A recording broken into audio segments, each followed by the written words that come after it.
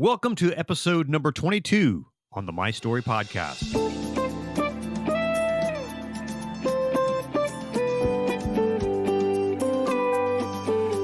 Here on the My Story Podcast, we feature interviews with leaders, influencers, and entrepreneurs who tell their story and the life lessons they've learned along the way. Hi, I'm Conrad Weaver, your host for the show, and I hope you are having a fantastic week and that you're on the way to becoming who you're designed to be. Today on the My Story Podcast, we're going to listen to my interview with Tom Malloy. Tom is a critically acclaimed and award-winning actor. He is one of the first successful actor, writer, producers in Hollywood who has written, produced, and starred or co-starred in nearly all the films that his company Trick Candle Productions has made. He is also currently the president and co-founder of Glass House Distribution, a foreign sales and distribution company headquartered in New York City. Tom and I met last November at the American Film Market in Santa Monica, California, and he graciously agreed to record this podcast interview with me shortly after that. Tom talks about his journey from acting to producing movies to what he does primarily today in distributing films around the world. I think you'll enjoy this behind-the-scenes look at how films move from ideas to reality and onto your screen. Hey, if you enjoy the My Story Podcast, I want to encourage you to share this episode and others with your friends. And if you could leave a review on Apple Podcasts, that would be awesome. I would be so grateful. I really appreciate it. And now here is my interview with Tom Malloy.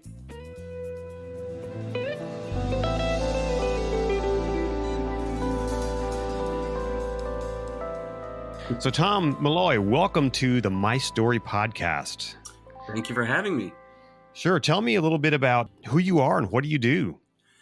Well, I started as an actor back in, 90, I believe, 98 was my first film, a movie called Gravesend. We shot on the streets of Brooklyn.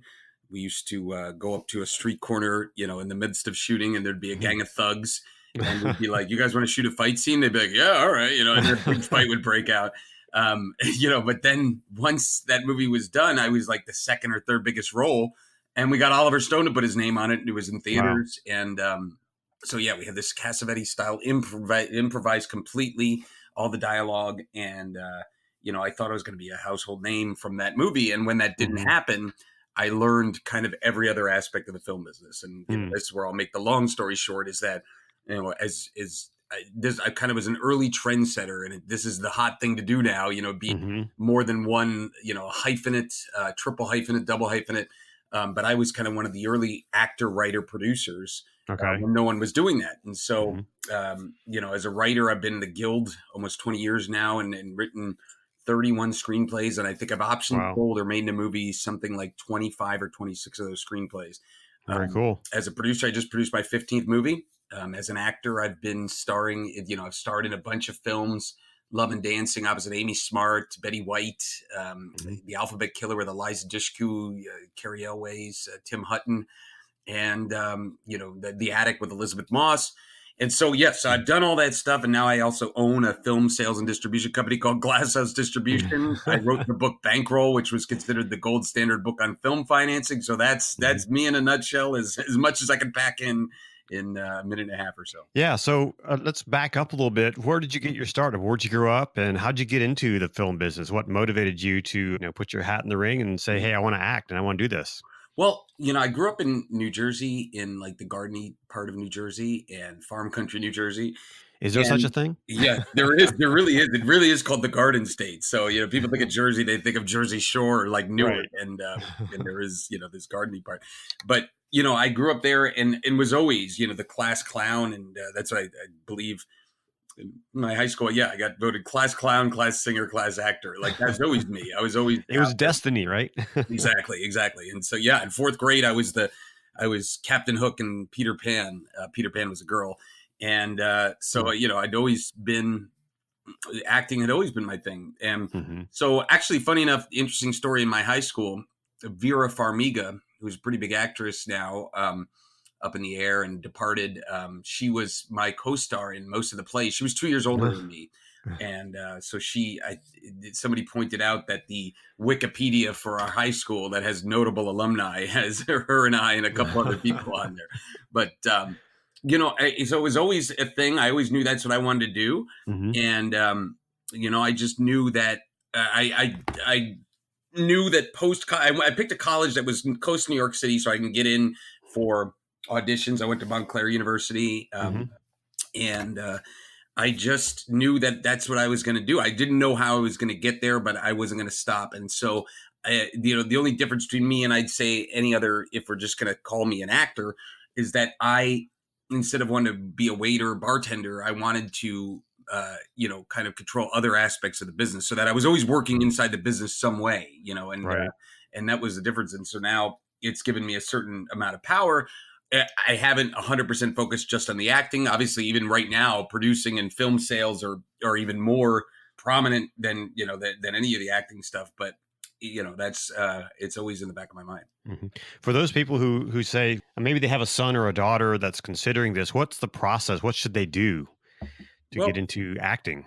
there was a great book by a guy named Brian O'Neill called "Acting as a Business," and I know that gave me my start, and I've recommended it to a lot of people as far as them getting their starts.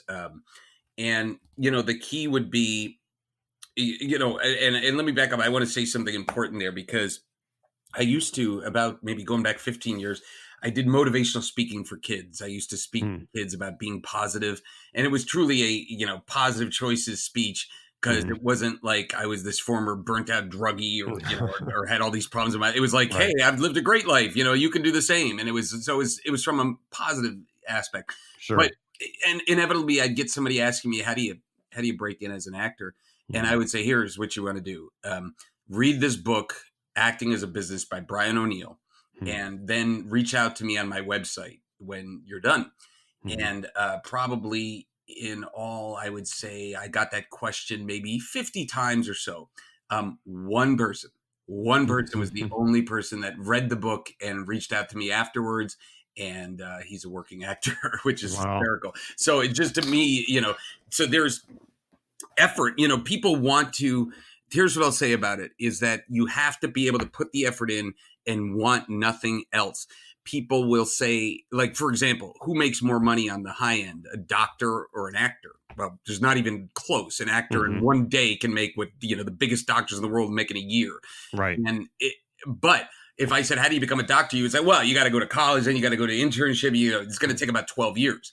And people accept that. Yet I've Hmm. heard, well, yeah, I gave the acting thing a try for 6 months. So you gave it a try for 6 months, and you want to be on top of the world and whatever, you give it 6. So to me, it was never to anybody out there that wants to be an actor, it was never like well, let's see. And then when I'm 30, if I don't get there, I didn't know. It was like, Hmm. this is all I'm doing. Yeah. And, whatever it takes, I'll be, 85 years old. They'll be pushing my wheelchair into an audition. I'll be like, this is the year I'm going to make it. So You yeah. really have to be all in, even Mhm. for those of like me. I'm what I call a solopreneur.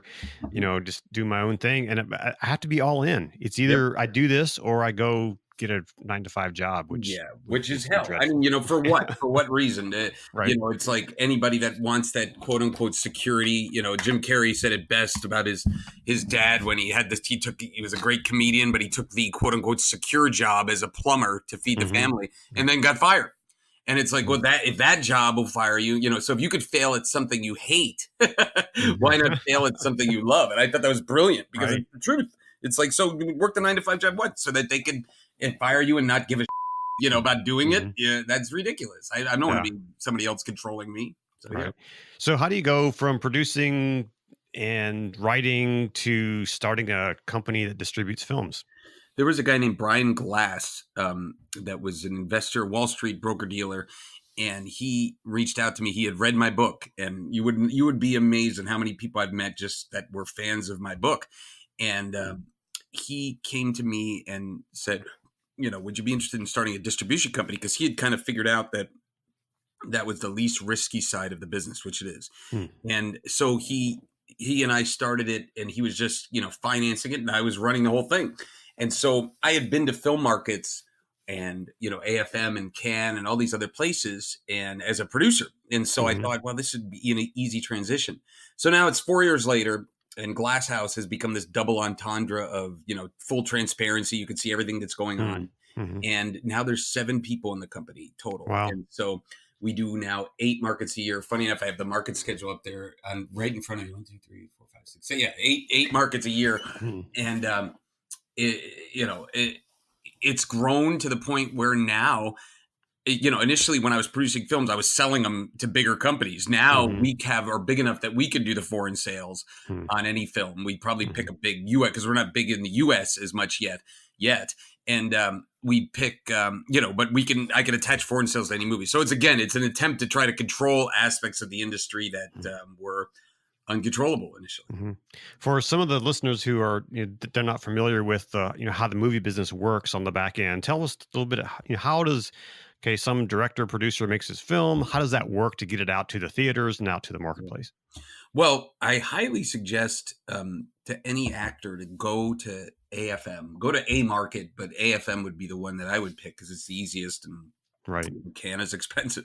But this, by the way, was my 14th year at AFM. It just passed last month. And by the way, that's just for the listeners. That's where Tom and I met just briefly Mhm. at AFM this past year back in Santa Monica. Yeah, about a month ago, actually. Now I'm Yeah. thinking about it. Yeah, Yep. because it's November 10th. Yeah, it was still going on the 10th. That was the Monday, or no, Yep. that was Sunday. Um, and the American film market, and that was my 14th year in a row. And the first year I ever went there, I said, oh man, what have I been missing? It's like you look around and you go, okay, this is the business side of it. You've Right. produced a film, and now what do you do with that film? Who do you sell Mhm. it to? Well, you sell it to these people, and then they take it and they sell it internationally, and they're able to get it in theaters. It's like a company like mine could get films in theaters, but there's obviously bigger companies that could push it to more theaters and do bigger Mhm. releases and stuff like that. Mhm. So I would say, the first step as an actor, if they really want to, or as a producer, if you really want to see everything, is go to a market, and I preach that all the time. I mean, I'm sure that I've discussed that, my bankroll book it doesn't exist anymore. It's out of print. Mhm. I did a first edition 2008, second edition 2012. They asked me to do a third edition, and I realized the business was changing too much, Hmm. and the And book. it changes quickly. I mean, even Yeah. from one year to the next, it can change, right? 100%. And a book, especially one that's going to Barnes and Noble and all this stuff, takes about a year and a half of the cycle before it's actually on the bookshelf. So I'm like, by the So it's time it goes to already the out of bookshelf, date by the time it goes to print, right? 100%. So that's exactly right. So I just put everything online, and now it's at filmmakingstuffhq.com, which is getting a lot of buzz as a membership site. But on the filmmakingstuffhq.com, I walk everybody through from idea to concept to producing to selling, blah blah blah, to markets, dealing with all that stuff. And so that's the mission of that site, is to all those question marks that people go, I don't have no idea what I'm doing. Well, Filmmaking Stuff HQ answers all those questions. Hmm.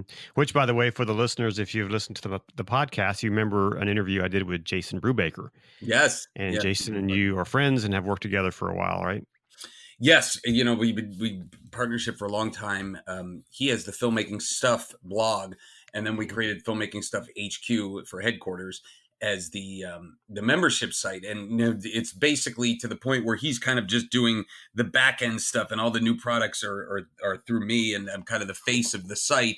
And which he loves it that way, and because it works a great partnership. But anyway, he's a friend for years. Mhm. So, how has the movie business changed from the time you started to now?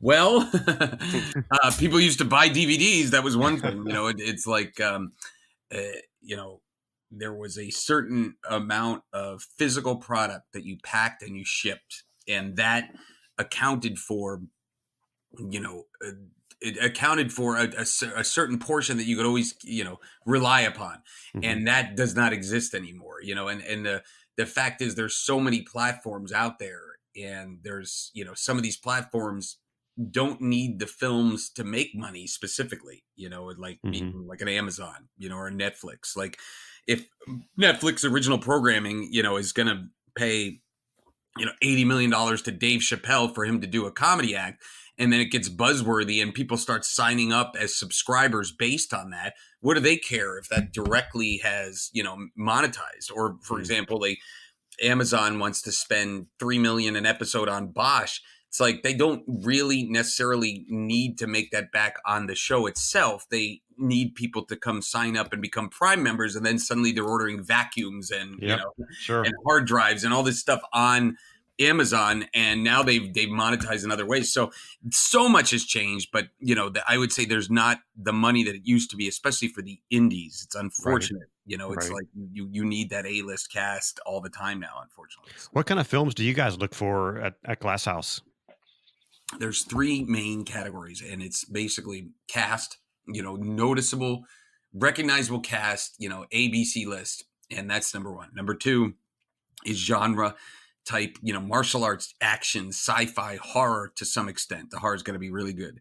And then the third one is family-ish, like family friendly. That faith-based also falls under that, but stuff that's non-offensive, because there's countries like Africa, like Middle East, like China that you would sell to, but the second the person's doing a line of cocaine or something, or F-bombing left and right, you sell to those countries. So the ones that are the toughest that we don't look for anymore is the dramas with no names or the edgy comedies. But we have a label called Lighthouse Distribution that's going to start dealing with those, because we want to make, inclusive to all filmmakers, because there's great movies, that we've signed that had no cast. They were edgy. They were really great. And I don't want to not sign those movies and not try to monetize them, because but the bottom line is it's basically cast, genre, and family. That's What's the biggest challenge to running a distribution company like yours? I would say monetizing movies. It's like there used to be every year it goes down as far as what territories are paying. You used to count on Germany for a couple $100,000 no matter what. And it's like now you count on Germany for like 20,000. And it's like, so each year the territories are going down, or their mandates are like, we only go for cast movies, and then if you have a movie that's a great movie with minimal cast, they say, well, we'll do a rev share deal, which is they don't pay up front, you get a percentage. And sometimes that works and sometimes it doesn't. So unfortunately, that's the key, is trying to monetize a movie when it's a good movie, and we're out there pitching the hell out of it. Like, we took 214 meetings at AFM, 214 meetings, and still trying to close deals, pitching movies left and right. Every meeting we're out there pitching movies to buyers. And the challenge is getting them to say yes and make an offer on the movie. That's always the challenge. Right. What's the one movie you either wrote or produced that you thought, man, this is going to be a winner, and it wasn't, and why? Well, that's definitely, Love and Dancing. And then number two would be Alphabet Killer. But I'd say Love and Dancing was the most, we had kind of identified that a dance movie, was kind of a bulletproof genre, and we really wanted to make it that way. And, if certain things had gone right, maybe it would have hit, but it didn't, because of the timing, because of 1,000 factors. I mean, the key with that movie was the budget kept going up. At the end of the day, it was probably spent $6 million on it, but it's like it just kept going up and up. And what happened was the director was kind of manhandling the producer. I was in the movie, so I wasn't really producing at the time, and I wasn't anywhere near as powerful then as I am kind of now, or experienced, let's put it that way. And it looked too good for an indie. So it didn't have that indie kind of spit and tape feel. And it became, but it didn't look as good as a studio movie. So it fit right in this mid, that it looked too cheap for a studio movie and too expensive to be an indie. So most people thought it was a cheap studio movie. And when we were supposed to release February and Valentine's Day, certain financing aspects fell through, changed companies, and they released opposite Star Trek, the original Star Trek, with the Chris Pine, and just got destroyed in theaters, and that was the end of it. So on the opposite of that, what's a movie that you thought, this isn't going to go anywhere, and it surprised you? I would say that I did a movie called Ashley. Actually, funny enough, I did two films that were LGBT films, and it, I wasn't necessarily looking to make anything in that space. I wasn't, I'm usually open to any genre, but they just happen to coincidentally fall in my lap.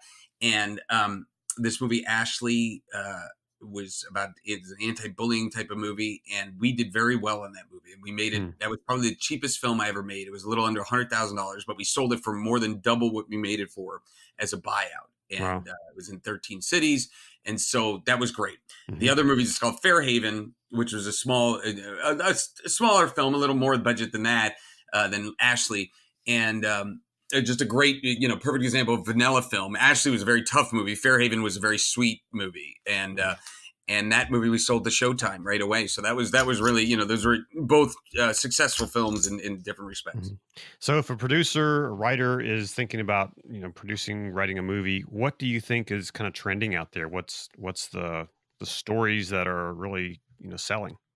Well, the key is any great story, really great screenplay, because they're so rare, would be a smart move for a filmmaker, because what you do with that then is try to get A-list cast or Hmm. B-list cast. You know what I mean? And Because how then how easy or how hard is that to get A list?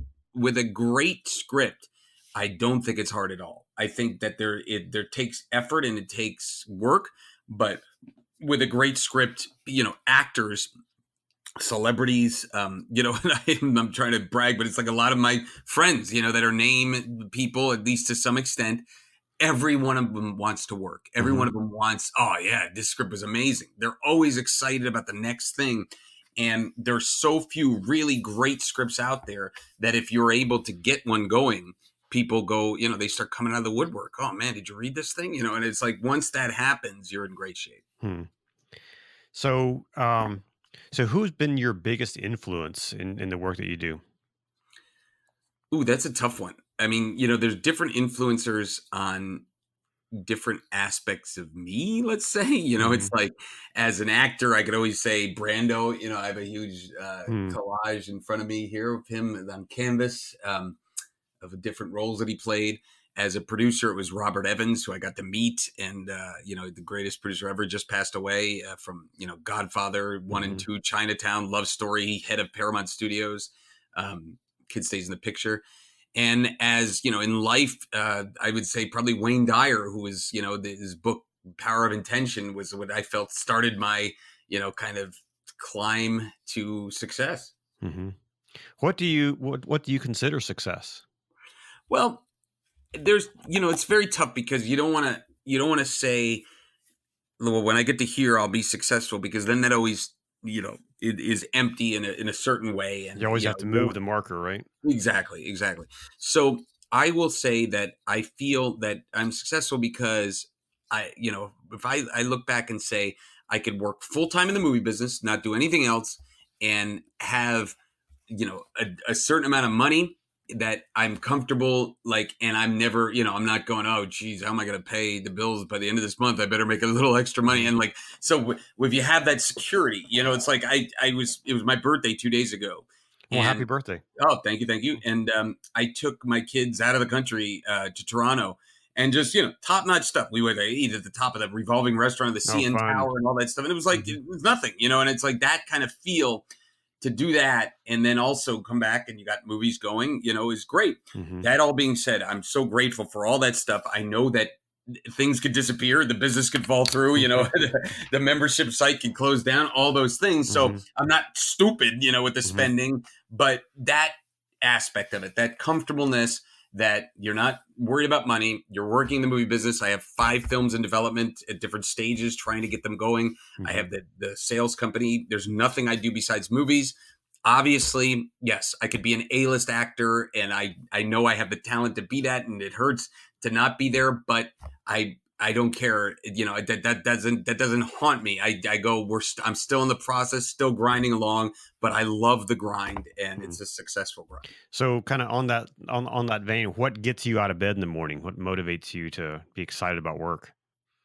I would say my career in general, my kids, my career, and I guess my kind of positive energy, is that I'm always trying to be positive and always trying to think of, you know, what's the next thing. I've always said this, the only time I'm stressed is when I'm bored. Hmm. That's the only time I start freaking out. I'm like, I got nothing going on, and it's like, if Hmm. I ever get to that stage, I immediately start going, all right, let me try to create something. Let me try to produce something and get something going. So, the ups and downs, the negativity, the losses that, when you going for something that falls through, it barely affects me anymore. It literally barely affects me anymore. So I would say gets me out of bed is just the fact that I could work in the movie business.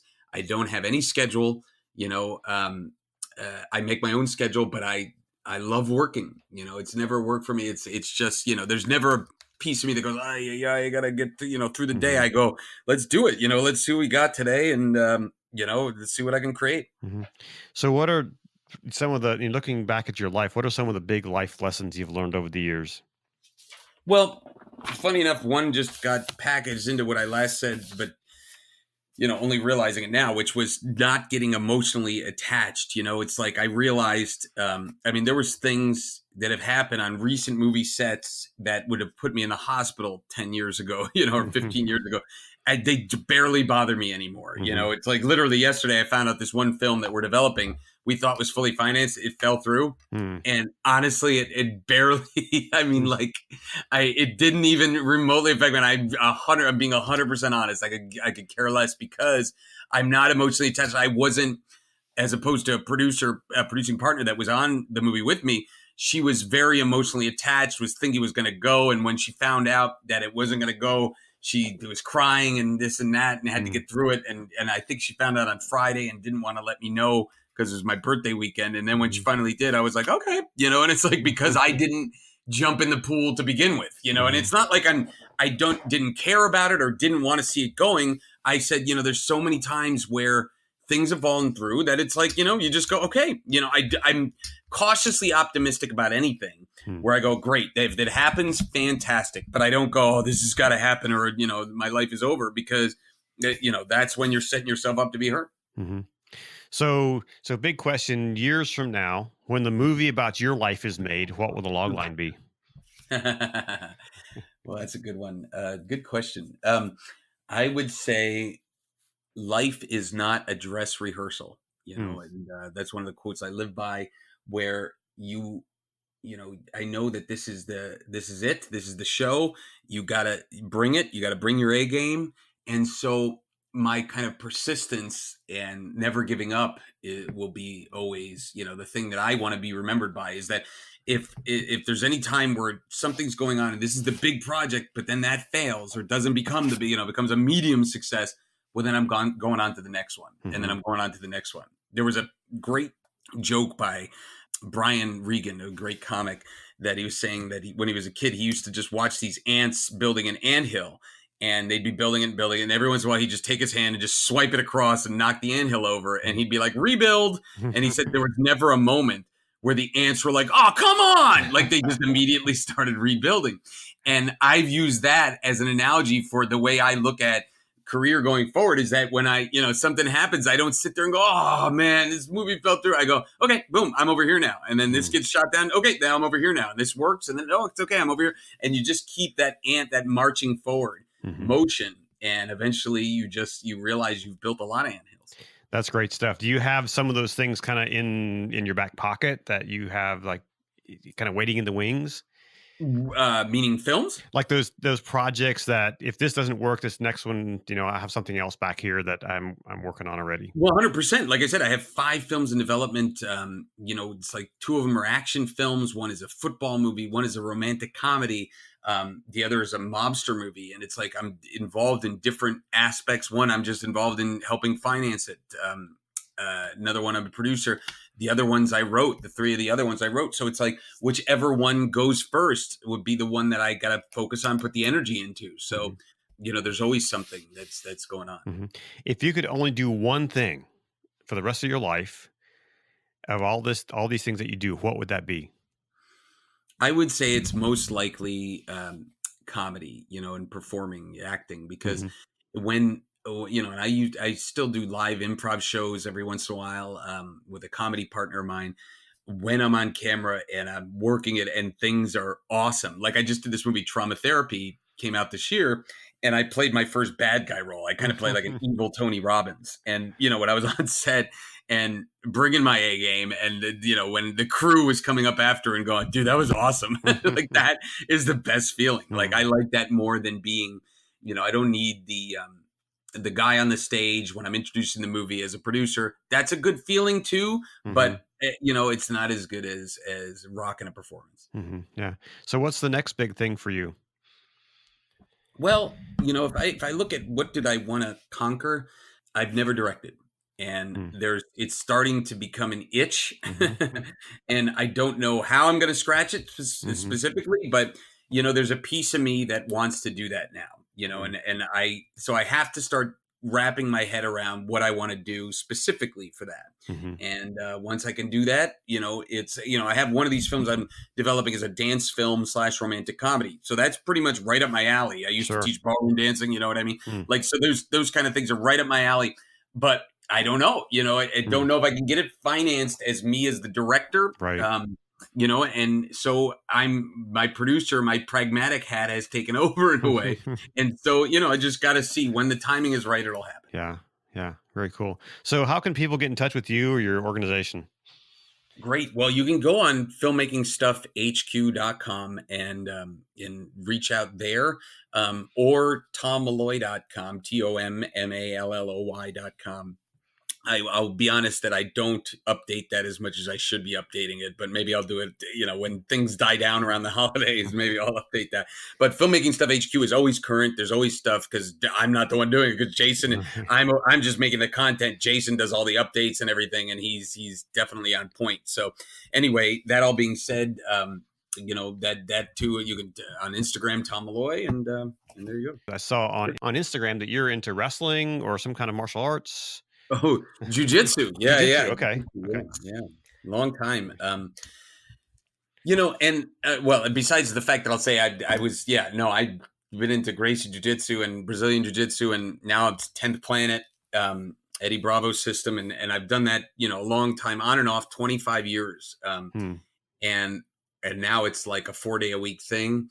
I will say that, not speaking specifically, but bringing it back to movies and things, is that anything like that's a good escape, that you can get your head out of everything for a period during the day, is fantastic. Whether that's going to the gym, whether that's playing chess, whether that's ballroom dancing, whatever you do, it's just something where you can go, all right, I'm not thinking of, when a guy, especially jiu-jitsu, when a guy's trying to rip my head off, I'm not going, I got to send that email back to that other guy. You know what I mean? I'm not thinking that. I'm just going, okay, stop him from ripping my head off. Yeah, that is so important, just to turn it off. Yep. And I know when I went full-time in my business, I met with a guy that was very successful in business. I just kind of wanted to learn from him.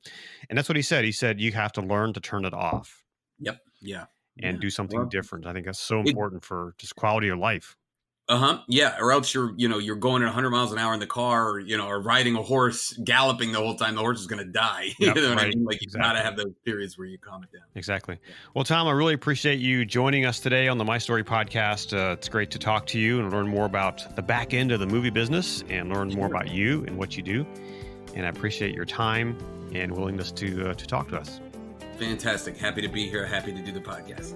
Thanks, Tom, for taking time to meet with me and to talk with me. I hope you get a chance to direct that movie sometime soon. Next week on the My Story podcast, we will hear my interview with Shinjini Das, otherwise known as the Go-Getter Girl. Shinjini is the CEO and founder of the Das Media Group, which is an empowering media production company. She is a TV personality, a motivational speaker, and is a digital entrepreneurship expert with the U.S. Department of State. She is also building a digital media platform to empower her go-getters, as she calls them. Shinjini was invited by NBC and ABC News and the NASDAQ Entrepreneurial Center to share seed stage venture growth strategies. She is an amazing young lady, and I know you'll enjoy her story. Hey, if you enjoy these podcasts and think that more people should listen, I couldn't agree with you more. So why don't you give me a review on Apple Podcast? That would be amazing. Then share this episode with a friend, and you can share it through a text message or email or even through a Facebook post. Be sure to follow me as well on Twitter, Instagram, and on Facebook so that you can keep up with every episode that drops. The music on today's show is from my friend Drew Davidson. You can get all of his music on iTunes or Spotify or at drewdavidson.com. And last, as always, be sure to subscribe, to the show so you won't miss an episode. And if you have an idea for an interview you'd like to hear, send me a message and I'll see what I can do. Thanks so much for listening. I'll talk to you again next week on the My Story Podcast.